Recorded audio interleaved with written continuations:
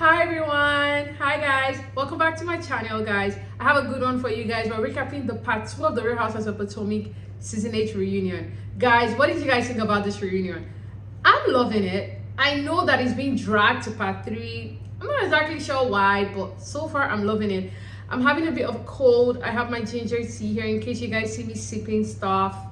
I'm happy to recap this guys, fresh off the reunion. Before I go right into it guys, I just wanted to say something. Please guys, as you're watching this video, I beg you to please just take a minute to subscribe. I'm on a road to 500. I would truly appreciate it if you guys subscribe, like it, make a comment. Like, I like reading the comments. I want to have a conversation. I think let's start exactly from where we ended last episode, which was really trying to figure out who was Jeremiah's dad. And I had to apologize, like coming in straight up, because even last episode I insinuated that I was Inks, and not because I knew it was Ink. I was just making my own, like, say, because it seemed like Mia was going to also have that, like, I really don't know who is my baby daddy kind of reply, right? That's how it seemed the way it ended. But coming into this episode, she's like, look, I did IUI and Gordon is definitely the dad. But that wasn't even the reason why I felt bad. It was the moment Karen said what she said. It doesn't matter who is the dad. This guy has 2 men that love him. However, he's a kid. He's going to see this one day. And I was like, damn, you know what? I even messed up, right? I shouldn't have spoken the way I spoke last episode, about the whole thing. So truly, I don't want to go too much into it. I felt bad. So I'm happy that Karen really brought it up because I didn't even think of it. Like, you're so into these shows, right? Like, we forget sometimes that they're real people. I look at them as characters, like I'm watching a movie sometimes, and it's really bad because they are real people, right? They do have feelings. And when they're adults, it's easy for us to kind of criticize them because they're adults and they signed up for it. But not when they're like babies, when they're kids, right? They don't know what's going on. It's not, they just woke up one morning and there's cameras in their faces, right? So I don't want to go too deep into that. I'm just happy that Karen brought that out, and I would also refrain from that as well. But we all know what happened. Mia used an IUI, so Gordon is the dad. So let's move on from there. At that point, Giselle asks a question like, why was he so mad? Which I think was actually a good question to ask because, Gordon was so upset at that finale episode. Like, obviously, when the cameras picked that up, like, why was he so mad? And the excuse Mia gave was like, well, he's just mad. Like, he's just upset. And Giselle is like, is it because of the money? Like, what is the problem? And then that's when Mia is like, no, it's not because of the money. And I love the fact that, Andy was like, okay, then what is it about? And then she says, you know what? It's more about the way he treats me, the way he speaks to me, and he's also financially abusive, like he takes my own money. And now they talk about the divorce. And that's when Mia basically brings up the fact that, look, when the news broke, I heard from every single person here, aside from Wendy and Candace, like basically so much for the sisterhood you guys talk about. Which I'm like, look, the fans are not ready to have this conversation. And the truth is that Wendy and Candace are not friends with anybody on this cast, and not because anyone is pushing them out. They're not just friends with anyone on this cast. I still stand on the fact that I believe that, and this is all alleged, the moment Candace had that fight with Monique, I think she sat down and was like, why exactly am I doing this show? I'm done. My mom is no longer going to appear on this show, and I'm going to treat this show as a business. And that was the moment she started doing her music career. And she just went full force with that. And that was literally what the show was for. It's like, I'm going to leave this show in so amount of years. I want to start my music career. I think that was what Candace was thinking the moment she had that thing with Monique. But the fan base is not ready to have that conversation. They still think, oh my God, these girls are chasing them up, trying to take Candace off the show. No.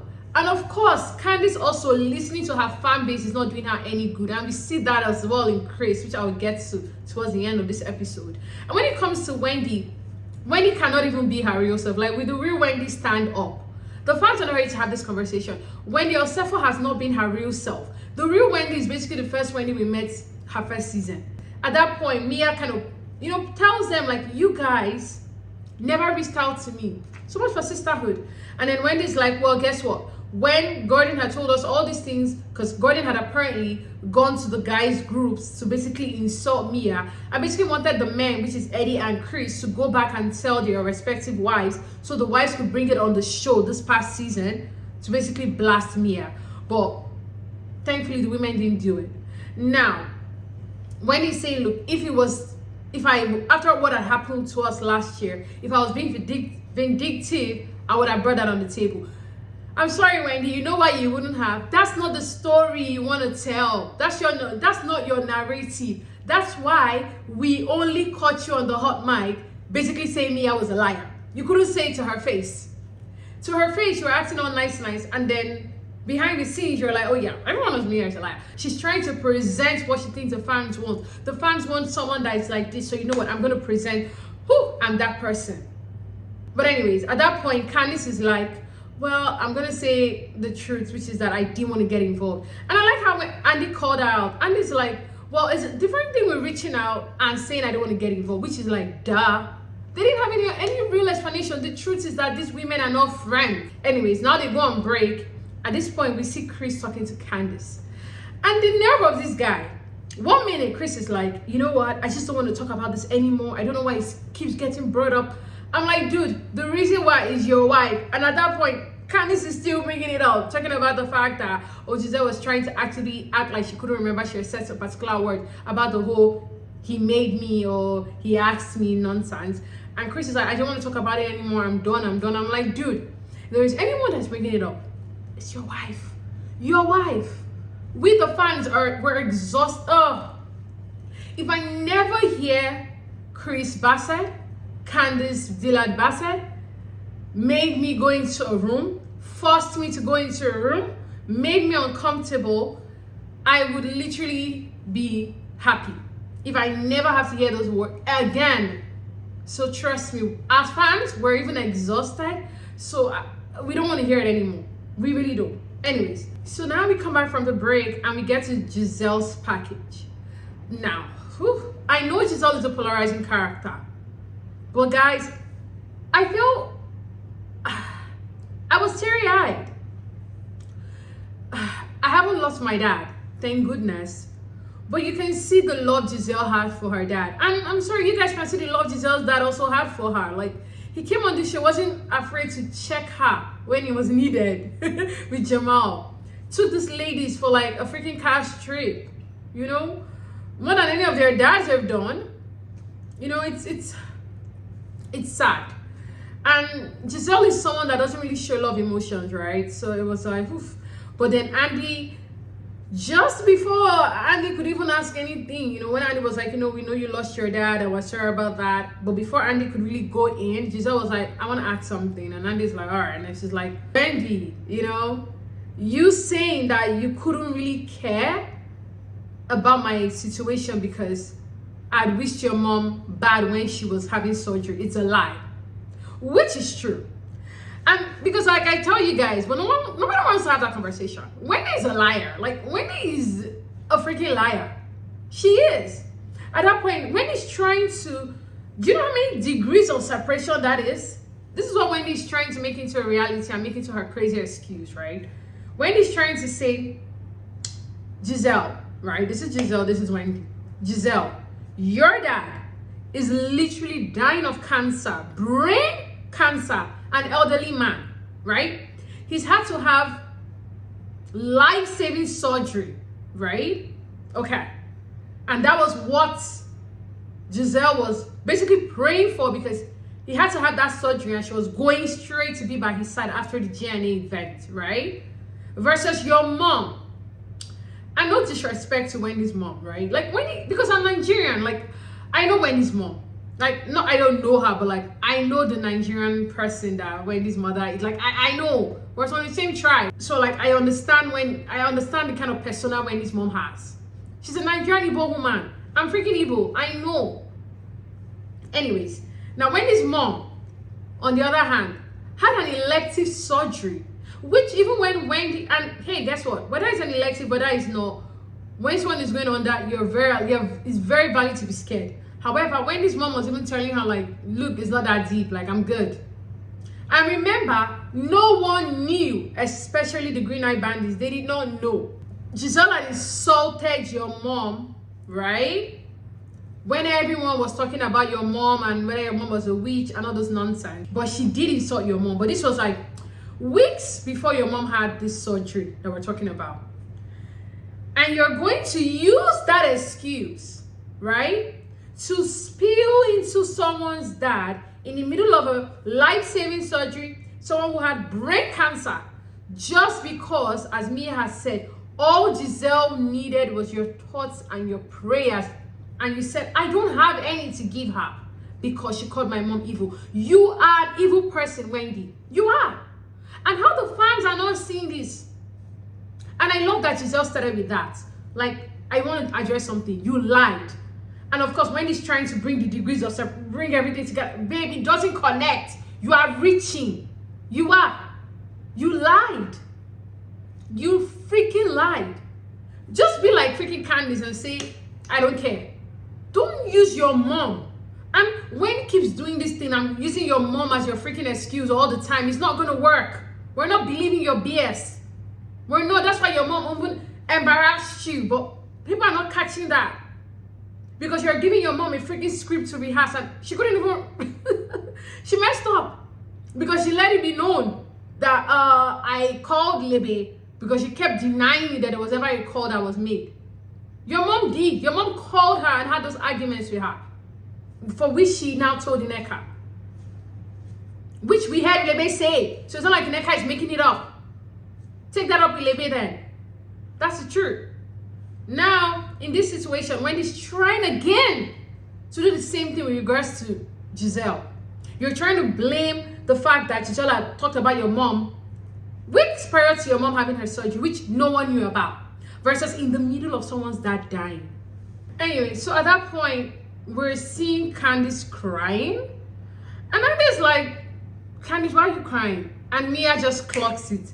Mia is like, she cries when the wind blows. And I'm not going to lie, I was like, I'm so glad that women are so comfortable now no longer believing when Candace cries. So even when it's genuine, no one believes it. That's what happens when you've cried so many times. When it's actually genuine, they're going to question it. So in that instance, am I feeling bad that Giselle was like, and it has nothing to do with her?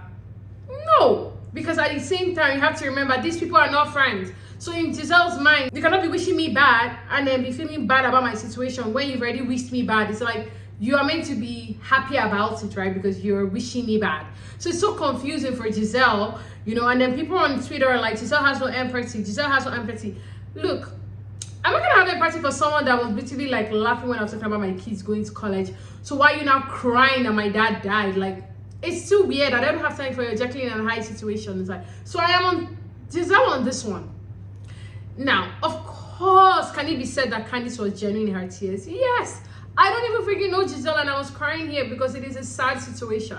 But at the same time, are we going to give Giselle grace for not giving an F that Candace was crying for that situation? Like at that moment, Giselle couldn't give the empathy that I guess everybody expected. And if you guys look at it, even Mia clocked it because I'm sure everybody was like, girl, pack your tears. Like nobody believes when she's crying anymore. That's why you notice that no one was like, Giselle, because no one believes when Candace cries. No one.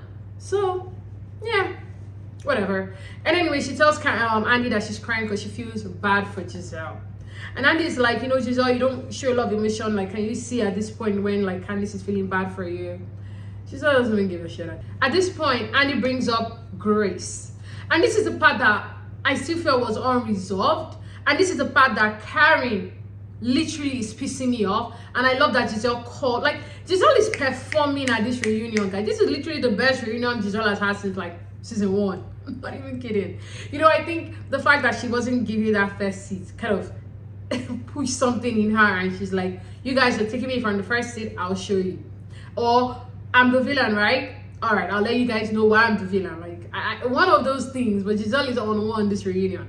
Anyways, Andy brings up the whole Grace situation and, you know, talks about the way Wendy and Candace, obviously the faces that were given. And at that point, you can see that Karen is like, well, I cannot be responsible, because Andy's like, do you feel any hindsight now? Do you feel bad that you were not on more of Giselle's side? Do you think we should have put a stop to it? And Karen is like, look, I'm not their mom. I'm not about to like let grown women how they feel and kind of like caution grown women. But you can see that when Candace was going to talk, Karen thought that Candace was going to apologize. But what did Candace do? Well, I am sorry that Giselle expected me. I was like, oh my God, I'm done. And then at the same breath, like 2 seconds ago, you were crying about her dad. And then you guys worry why Giselle doesn't give this girl empathy. She doesn't deserve it. Because guess what? Immediately, you're going to give me a backhand nonsense again. So you guys stop expecting nonsense. Okay, and I'm glad that Giselle did not give her that empathy, because look at what happened now. She went right back again to the Candace that we all know and don't like. And at that point, Giselle is like, look, Karen, you cannot be on the fence. Karen, you cannot be on the fence all the time. And Karen is never on the fence. I'm sorry. Karen is leaning more to Candace and Wendy's side.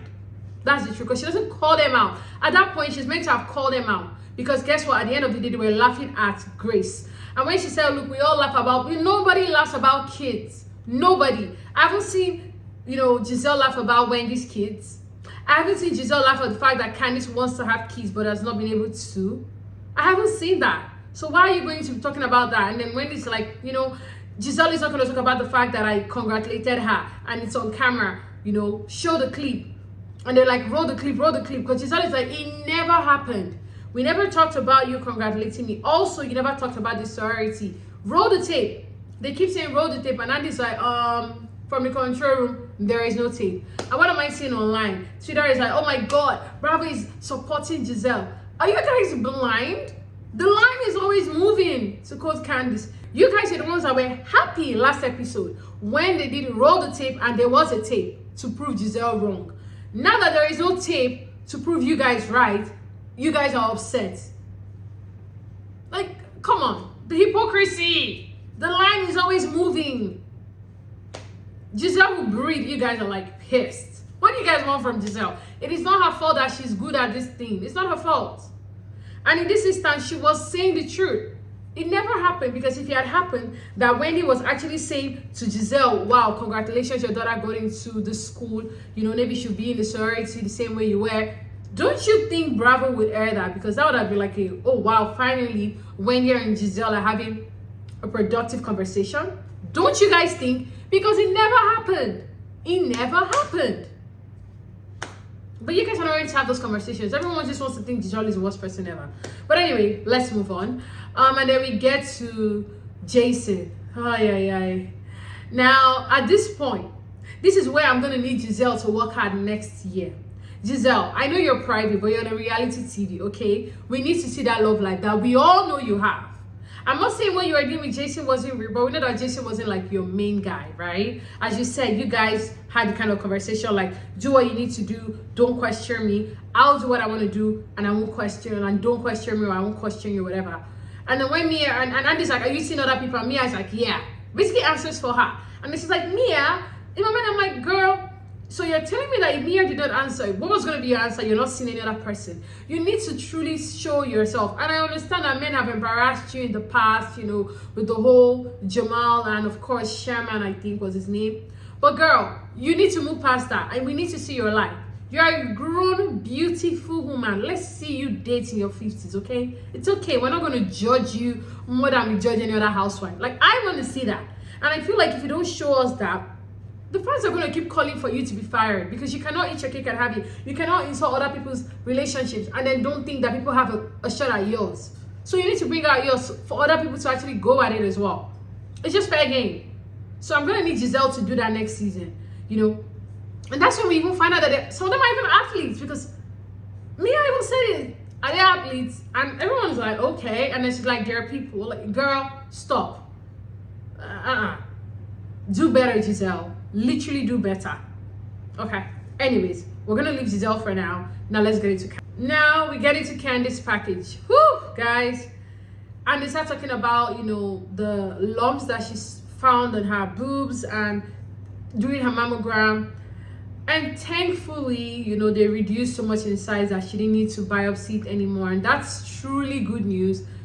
Truly deserved a tear. I understood why she cried. I'm happy for her. Good health over everything. And everything she said is true. I know the doctor says, recommended for mammogram is 40. But look, at this point, do it as young as you can.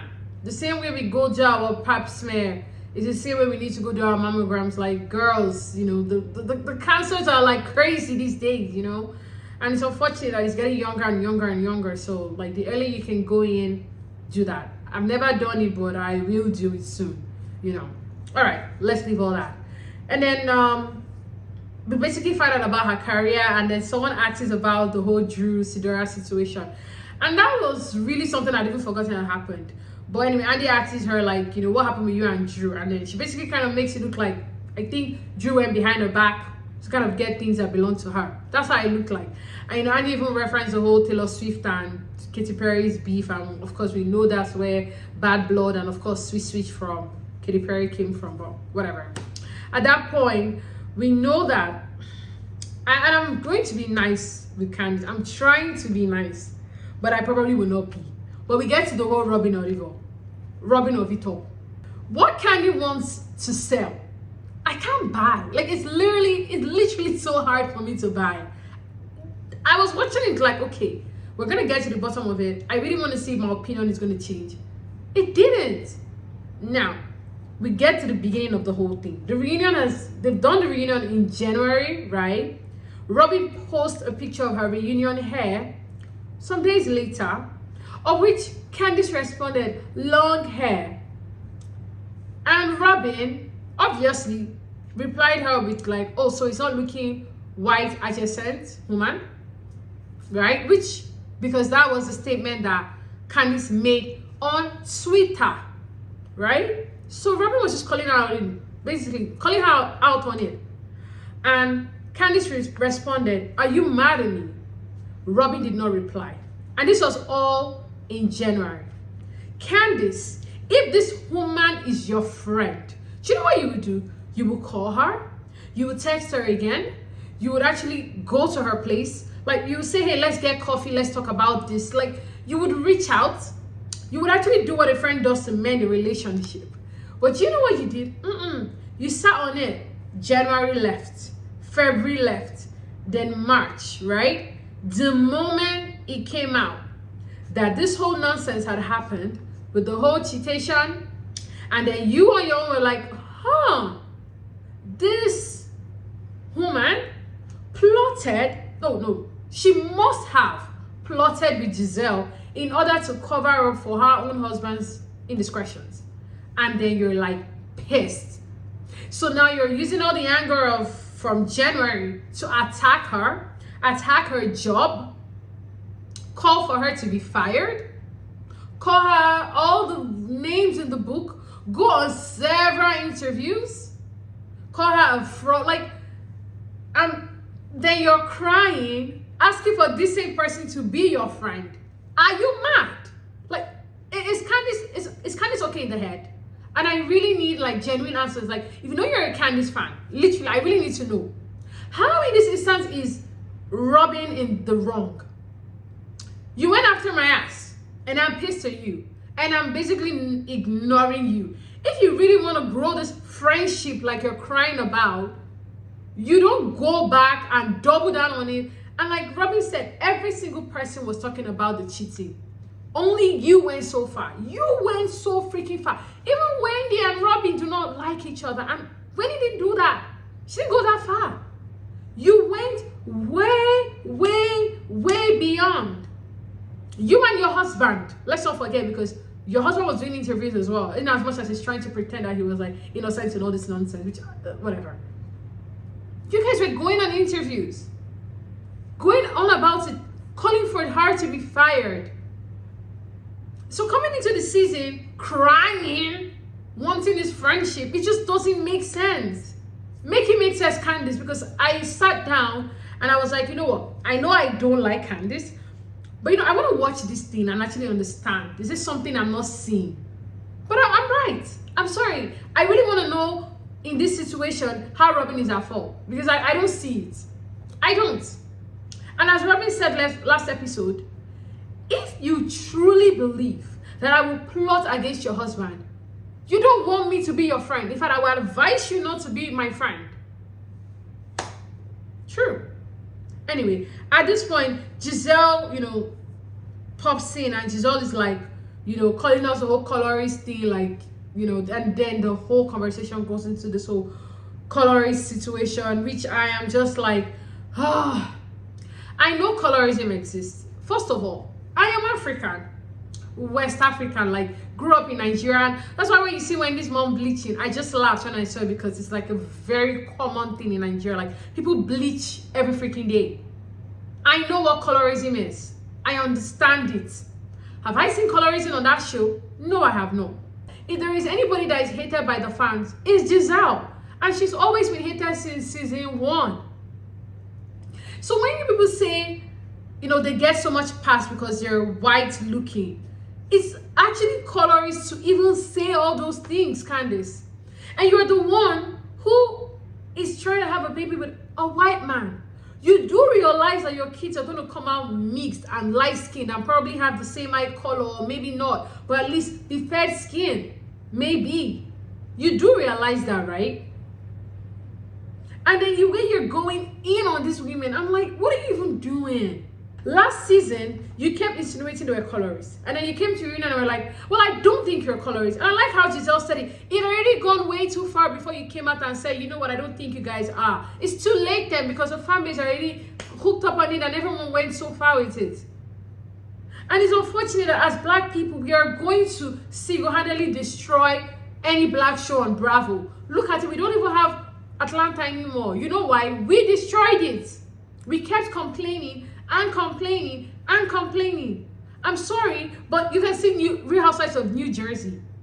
It's been trashed for years. Why? Because two sister-in-laws have been fighting for almost 15 years. But you know what the white people have not done? I'll tell you what they haven't done. They have not said, Andy, we're not going to watch this show anymore. No, you know what they do? They all complain.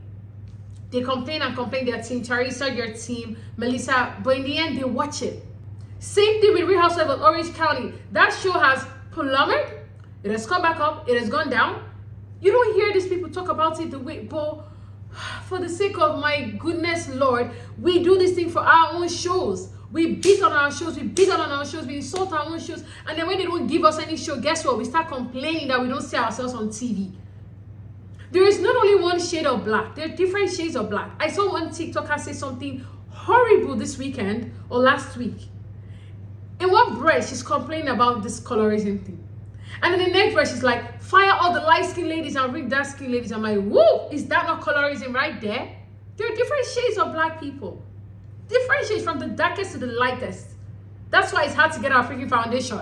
We have lovely, different, freaking beautiful shades of us. It's so bad that Candace, someone who's in all her definition of colorism, her own child will benefit from it, is the one perpetrating this nonsense. It's so sad. And then when Wendy says, you know what, I'll give Wendy this. When she said, it's one thing to say, let's have the conversation, right? But why are we not saying, why are people even perceiving colorism in the first place? Why are the women not asking that question that, okay, why do you guys think that we're colorists? Why is it that, oh, you guys are calling us colorists? Which is a good way to look at it. But then she took it right back the moment she said they don't have the reins to have that conversation. I was like, girl, if you have the reins, then educate them then. Educate all of us. Because me as a viewer, I'm finding it hard too to connect the two. I am. I'm sorry. I do believe that colorism exists. Trust me, I know where I'm coming from. I know it does exist. I just don't see it in the context of the Real Housewives of Potomac. I haven't seen it yet. Like, we had the Real Housewives of Atlanta. Different shades of black. They would say everything under the sun, but nobody ever went for it. You never heard Kenya say, because I'm the darkest here, you guys treat me differently. It was never that. Wendy, if you feel like they don't have the reins to have that conversation, this is a teachable moment. Guess what? Teach everyone. Teach us, the audience. Because some of us don't see what you guys are seeing. I don't, personally. Like, I know it exists, but I just don't see it in the context of the show. I don't. I've tried to look at it from both sides. Like, how is Giselle benefiting exactly from the things that Candace cannot benefit from? Giselle doesn't insult the way that Candace does. We've seen Robyn and Ashley go at it, so I don't know in what sense. Like, I really want to even learn as a person because I don't see it. So I think that maybe because we know it's a reunion, and maybe because it was Andy who was, facilitating the reunion, so maybe that's why Wendy felt like it wasn't a place to have the conversation. But if she's coming back next season, I really want it to be like episode 1 and 2. Like, sit down with the freaking colorist coach. Let them teach you guys. Let them teach us. Not just with the black community, even the white community, everyone. Let everyone learn from it. And I think we'll all be better for it. And I think that's what they should have done this season. Take them to like a freaking retreat where they have someone who would actually educate them and educate us as well. It's something that is lacking and we all need in order for everyone to really put the colorism story to the end of the back burner, and so that we can all move on, because it's getting exhausting. It's right up there with like made me uncomfortable for me. All right, now we go on another break. At this point, we Ineka is like with her husband, and Mia comes in, and she's basically telling Mia like, you know what, I'm like ready to talk now. Like I'm ready. I've been waiting. This is a reunion. And Mia is like, girl, you better talk, because if you don't talk, it's gonna look like I watch it from home. And I almost that was a good one, because truly some of these people come to this reunion and I think they start watching like fans, and they don't even know they're there to also speak their opinion. And that's how I felt for Ashley. Like, was Ashley even at this reunion? The only time I think Ashley spoke was when they talked about the whole like Michael situation, and like, oh, you know, him suing Candace, and like did she know about the lawsuit, and did she just act like she didn't know? And I was like, oh yeah, Ashley's at the reunion. Aside that, very relevant. Anyways, all the husbands come back, and Andy's so shady. And Andy asks them like, oh, how did you guys feel about why not being here? And all of them are like, gotta do what you gotta do. But Gordon is like, look, I came to even like, you know, support my ex-wife, so. And I truly think that is in that moment Robyn got fired. If she's actually fired, I would actually argue that one, Dixon is the reason why Robyn got fired, in my opinion, which is really sad, because I think one should have used this opportunity to be like, in the rate of the storylines, you know, me and Gordon, they have most to answer, so like I can just come and scale by, say one or two things that I already said during the show, and I would have been able to scale by. It's like, you're not working, you declined the invitation. Well, Robyn is a freaking breadwinner, dude. Like, you just lost a huge source of income. I really think that if Robyn is fired, it was because of one, the fact that he didn't come for the reunion kind of sealed their fates. Because guess what? We already have another like crazy husband and wife dynamic with Mia and Gordon and Ink next season. We don't really need the same nonsense with Robyn and Juan, because it's never going to change. So it's sad, but that's how I look at it. But anyways, at that point, Andy asks Chris like, hey Chris, we didn't really see you around this season. And he's like, well, I don't want to go where I'm not wanted. I'm like, finally someone gets it, because I'm tired of seeing you, so thank you for not coming. Anyways, and of course Candace is like, well, yeah, so that they don't, you know, say he did something, so it's best for her. I'm like, girl, stop. And then obviously Andy brings up the rumor about the lady and everything, and Chris is like, it did not happen. And this was the point that I was like, Robyn, you should just have been tight-lipped.